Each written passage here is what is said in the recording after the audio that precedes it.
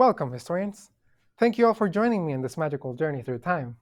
Today, we will be reading El Día de los Muertos by yours truly. Now let's go check the glossary to get a taste of what we'll be reading this time.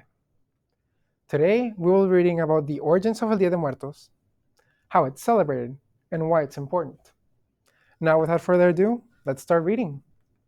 Page 1. Origins. According to lapdonline.com, Dia de los Muertos goes back to the Aztecs, who not only had 2 days, but an entire month dedicated to honor their loved ones. They believed that upon dying, a person would begin their journey to Mictlan. This was a journey of several years because in order to get there, they had to go through 9 challenging levels in order for their souls to finally reach Mictlan, the final resting place. Similarly, in Nahua rituals to honor the dead, family members provided food, water, and other offerings to aid the deceased in this difficult journey.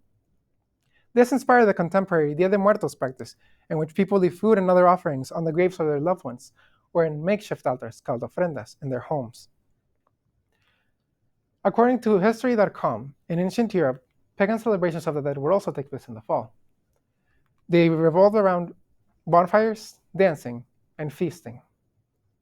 Some of these customs survive even after the rise of the Roman Catholic Church, which unofficially adopted them into their two celebrations, All Saints' Day and All Souls' Day.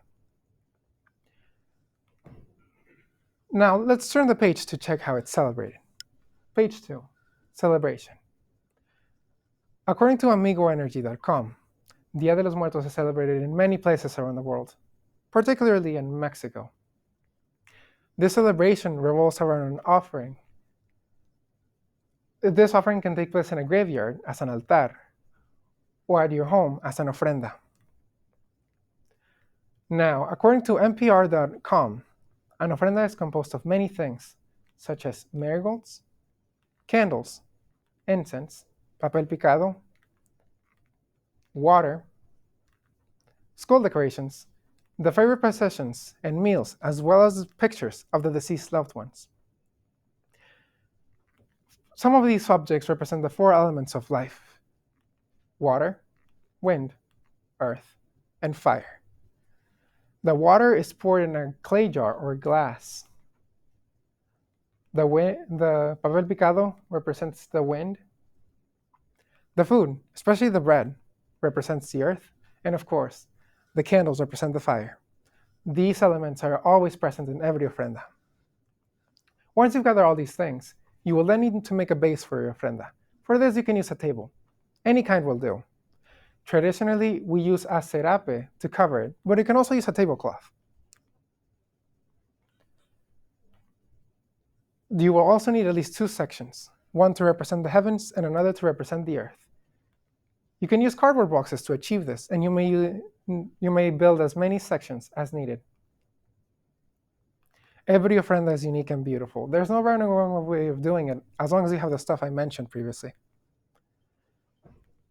The streets in Mexico are livelier than ever during Dia de Muertos, with the parades, papel picado, and marigolds everywhere. Graveyards also come to life with the many candlelit altars of thousands of families, as well as the celebrating crowds who dance, sing, drink, and feast to their heart's content. Now, let's turn the page to learn why it's important. Page 3. Celebration. No, importance.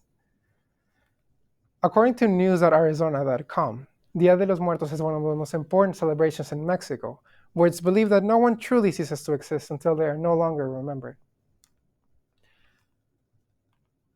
It is also believed that during this time, the border between the living and the dead vanishes, allowing both worlds to meet. During this ephemeral time, the souls of the dead come to life once again to celebrate with their loved ones. Unlike popular belief, though, Dia de los Muertos is not Mexican Halloween. These festivities are similar, but also different. And though the particular customs of Dia de Muertos continue to evolve throughout the centuries, the heart of this holiday has remained the same for thousands of years. Mourning can be a very isolating thing, but thanks to Dia de Muertos, you can connect, relate, and empathize with others. It gives you a sense of community and it helps you realize that you are not alone. Dia de Muertos portrays death in a more positive light, as a natural part of human experience. This festivity reminds us that death is not meant to be feared, but rather accepted as a part of life. Now, I know this is hard to take in. Let's go back to the glossary so we can get a refresh. Today, we read about El Dia de Muertos, more specifically, about its origins, how it's celebrated, and why it's important. Thank you all for joining me today. And though it may be too early to say this, I'd like to wish you all a very happy Dia de los Muertos.